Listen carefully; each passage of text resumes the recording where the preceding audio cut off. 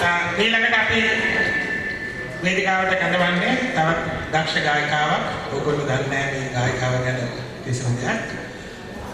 නිලු ඇහැලියපොළ. ඉතාම බොහොම මිහිරි හඬින් ගීත ගායනා කරන්න පුළුවන් ගායිකාවක්. එයාගේ විශේෂ දක්ෂතාවයක් තියෙනවා. අවස්ථාවක උචිත ගීත තෝරා ගැනීමට බොහොම දක්ෂ ගායිකාවක්.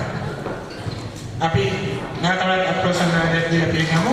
ප්‍රථම වතාවට අපේ ස්ටේජ් එකේ නිලු ඇහැලියපොළ.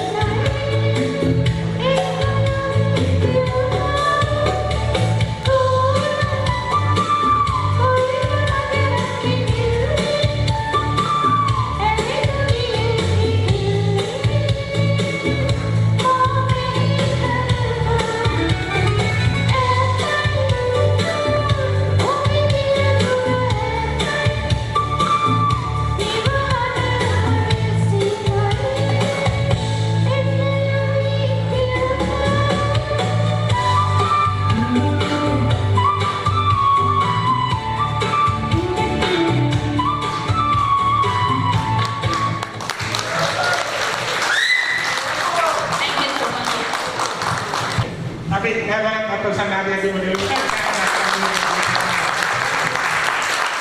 ඔන්න මොකද කියන්නේ අපේ ලෝකල් ආර්ටිස්ට් ලාගෙන සෝෆා.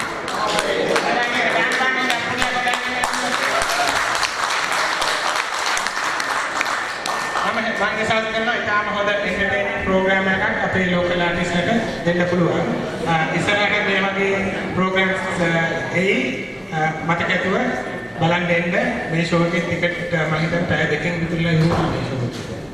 ඒ ඉන්න ඊළඟ ෂෝ එක ආවම ඉක්මනට ටිකට් එක ගන්න නැත්නම් මිස් වෙන්න පුළුවන්.